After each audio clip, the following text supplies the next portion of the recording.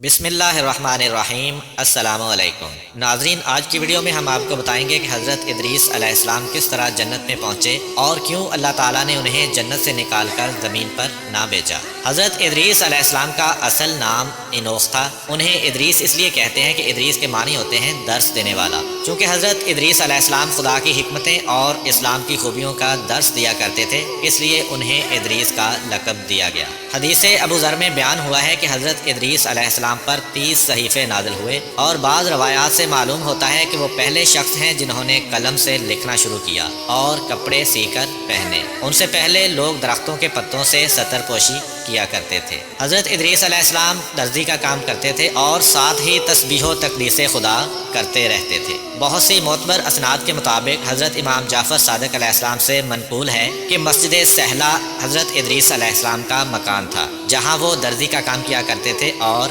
نماز پڑھتے تھے۔ واضح رہے کہ مسجد سہلہ عراق کے شہر کوفہ میں واقع ہے، اور اس مسجد کے بارے میں روایات ملتی ہیں کہ جو شخص اس جگہ دعا کرتا ہے، خداوند عالم اس کی حاجت بر لاتا ہے اور قیامت میں اس کو مقام بلند تک پہنچائے گا جو ادریس علیہ السلام کی جگہ ہے۔ ایک اور حدیث میں عبداللہ بن عباس سے منقول ہے کہ حضرت ادریس علیہ السلام دن میں شہروں شہروں گھومتے، سیاحت کیا کرتے اور روزہ سے رہتے تھے۔ جہاں رات ہو جاتی وہیں قیام کر لیتے، وہیں ان کی روزی ان کو پہنچ جاتی تھی۔ فرشتے ان کے نیک اعمال بھی دوسرے لوگوں کے اعمال کی طرح آسمان پر لے جاتے تھے۔ ایک دفعہ ملک الموت نے خدا سے حضرت ادریس علیہ السلام کو سلام کرنے اور ان سے ملاقات کرنے کا اشتیاق ظاہر کیا، اور اجازت لے کر ان کے پاس آئے اور کہا، چاہتا ہوں کہ آپ کی مصاحبت میں رہوں۔ حضرت ادریس علیہ السلام نے منظور فرمایا اور وہ ایک دوسرے کے رفیق ہو گئے، اور وہ مدتوں ساتھ رہے۔ دن کو روزے رکھتے تھے، جبکہ رات کے وقت حضرت ادریس علیہ السلام کا کھانا پہنچ جاتا تھا۔ وہ ملک الموت کو بھی کھانے میں شریک ہونے کی دعوت دیتے۔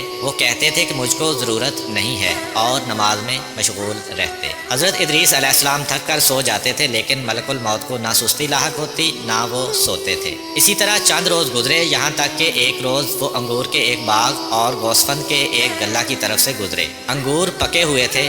ملک الموت نے پوچھا، کیا آپ پسند کرتے ہیں کہ ہم بھیڑ کا ایک بچہ اس غلہ سے یا اس باغ سے انگور کے چند خوشے لے لیں اور شام کو آپ اسی سے افطار کر لیں؟ حضرت ادریس علیہ السلام نے کہا، سبحان اللہ، میں تم کو اپنے مال سے کھانے کی دعوت دیتا ہوں تو انکار کرتے ہو، اور مجھ کو دوسروں کا مال بغیر اجازت کھانے کی دعوت دیتے ہو۔ تم نے میری مصاحبت کر کے خوب دوستی ادا کی ہے، بتاؤ تم کون ہو؟ کہا کہ میں ملک الموت ہوں۔ تو حضرت ادریس علیہ السلام نے کہا، تم سے میری ایک حاجت ہے۔ انہوں نے پوچھا، کیا؟ کہا، چاہتا ہوں کہ مجھ کو آسمان پر لے چلو۔ تو ملک الموت نے خدا سے اجازت لے کر ان کو اپنے پروں پر بٹھایا اور آسمان پر لے گئے۔ پھر حضرت ادریس علیہ السلام نے کہا، میری ایک دوسری حاجت بھی ہے۔ پوچھا، وہ کیا؟ کہا، میں نے سنا ہے کہ موت بہت سخت ہے، میں چاہتا ہوں کہ اس کا کچھ مزہ بھی چکھاؤ تاکہ سمجھوں کہ ویسی ہی ہے جیسا کہ میں نے سنا ہے۔ ملک الموت نے خدا سے اجازت لی۔ اجازت مل گئی تو تھوڑی دیر کے لیے ان کی سانس پکڑ لی، پھر ہاتھ ہٹا لیا۔ پوچھا کہ موت کو کیسا پایا؟